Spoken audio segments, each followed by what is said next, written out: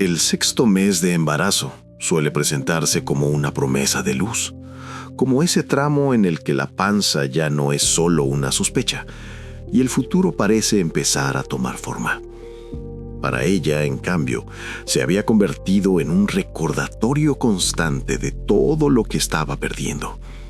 Caminaba por la ciudad con el vientre ya visible, sosteniéndolo, a veces de manera inconsciente, como si ese peso fuera también emocional. Desde afuera podía parecer plena, incluso serena. Desde adentro se estaba apagando lentamente, sin hacer ruido, como una lámpara que parpadea antes de rendirse. Su marido había cambiado sin anunciarlo. No hubo una discusión que marcara el inicio, ni una frase que pudiera señalar como origen. Al principio fue un cuidado excesivo, casi torpe. Manos que se retiraban antes de tiempo, besos en la frente en lugar de en la boca, miradas que evitaban quedarse más de lo necesario. Luego ese cuidado se transformó en distancia. Ya no la deseaba, no la buscaba, no parecía registrar su presencia más allá de lo funcional. La trataba como algo frágil, como un objeto que podía romperse con solo mirarlo mal. Y cuando dejó de tocarla, dejó también de verla. Como si su cuerpo, al cambiar, hubiera dejado de ser territorio compartido. Cada noche se quedaba sola en el departamento, sentada en el borde de la cama o frente al espejo del baño, observando la ropa que ya no podía usar, pasando los dedos por telas que no volverían a rozarle la piel de la misma manera. Se preguntaba en silencio si después del parto volvería a sentirse mujer, o si la maternidad iba a borrar para siempre a la persona que había sido antes. No dudaba del amor por su hijo, dudaba de su lugar en el mundo. La invisibilidad duele más cuando llega sin gritos, cuando nadie parece notar que estás desapareciendo. Una tarde, al salir del trabajo, decidió no volver directo a casa. Tomó una calle distinta, luego otra, como si el cuerpo la guiara sin pedir permiso. Caminó por el centro sin rumbo, dejándose llevar por el ruido de la gente, por el movimiento constante que contrastaba con su quietud interior. Se detenía frente a las vidrieras, tocaba el vidrio frío como si pudiera atravesarlo y volver a habitar esos cuerpos que ya no le pertenecían. Se quedó mirando un conjunto de lencería imposible, delicado, sabiendo que no le entraría, pero deseándolo igual. No era la prenda, era lo que representaban. En ese instante ocurrió el choque. Un hombre venía distraído, hablando por teléfono, revisando una agenda con gesto apurado. El impacto fue inevitable.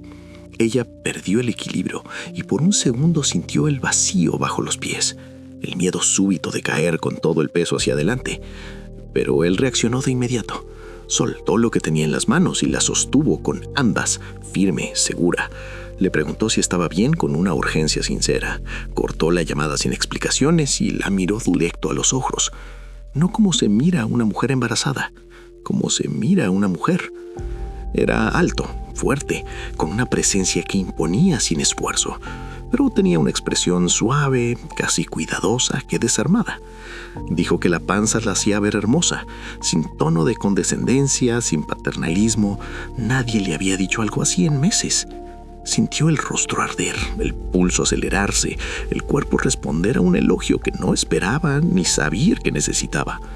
Él acomodó con cuidado un mechón de cabello que se le había caído por la cara. Un gesto mínimo, casi insignificante, suficiente para hacerla temblar por dentro.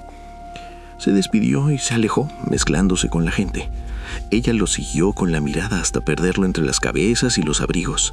Justo antes de desaparecer, él se dio vuelta y sonrió. No una sonrisa amplia, sino algo más íntimo, como si le devolviera un secreto. Esa sonrisa se le quedó clavada en el pecho. No había caminado ni media cuadra cuando sintió una mano en el hombro. Se giró sorprendida. Era él otra vez. Parecía nervioso, casi torpe ahora.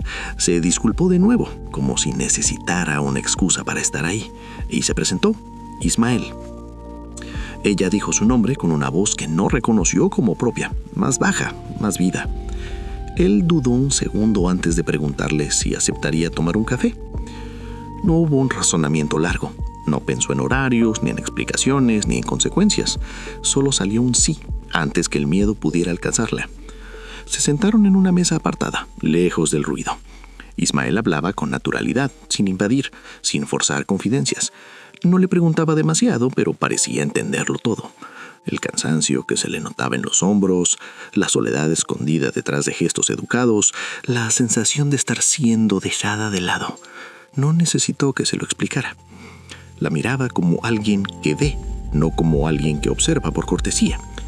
En algún momento su mano rozó la de ella. Fue un contacto leve, casi accidental.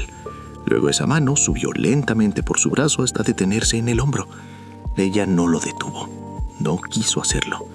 Ismael dijo que no quería lastimarla, que no pretendía complicarle la vida, pero que algo en ella lo había atrapado desde el primer instante, que no podía simplemente irse y olvidarla.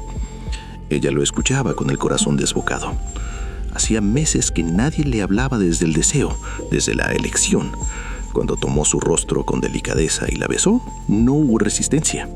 Fue un beso lento, suave, cargado de todo lo que había sido negado en casa. No hubo urgencia, sino reconocimiento. Ninguno necesitó explicar nada. La pregunta llegó igual, casi inevitable. ¿Un lugar más privado? La pensó apenas unos segundos. La decisión ya estaba tomada desde mucho antes en cada noche de soledad. Caminaron en silencio, un silencio pesado y cómplice. No importó el lugar ni el riesgo, solo importaba sentirse viva otra vez. En ese cuarto pequeño, con las cortinas a medio cerrar y el ruido de la ciudad filtrándose desde afuera, recordó quién era. Recordó lo que se siente cuando alguien te desea sin miedo, cuando tu cuerpo sigue siendo valioso, incluso con cambios, incluso con una vida creciendo dentro. No hacen falta detalles, basta decir que volvió a sentirse mujer. Pero esa tarde también le mostró algo más oscuro. Lo fácil que es cruzar un límite cuando del otro lado ya no hay cuidado, cuando el abandono llega disfrazado de normalidad. Justo cuando estaba por irse, el teléfono sonó. Su marido, el hombre que alguna vez la había elegido, que había prometido caminar con ella incluso en los momentos difíciles. Contestó con la voz aún temblorosa y dijo que estaba bien, que solo caminaba por el centro. Colgó y se quedó mirando la pantalla apagada con la mano en el pecho como si pesara demasiado. No sabía si sentir culpa o alivio, no sabía si había roto algo o solo había reaccionado a lo que llevaba tiempo roto. Nunca volvió a ver a Ismael, no lo buscó, él tampoco apareció. El resto del embarazo transcurrió en una calma extraña, tensa, como si todo estuviera en pausa. Nada volvió a sentirse igual. Algo se había despertado dentro de ella y ya no pudo volver a dormirse. Hoy no cuenta esta historia para justificarse, la cuenta para decir algo que muchos prefieren ignorar. Incluso las mujeres más fuertes pueden romperse cuando dejan de ser vistas. El embarazo no borra el deseo, no apaga la humanidad. Cuando alguien deja de mirar, de tocar, de cuidar, alguien más puede hacerlo. Y a veces basta una sola mirada para cambiarlo todo. Si alguien que escucha esta historia guarda una parecida, puede escribirnos a pasiondelacalle.oficial@gmail.com.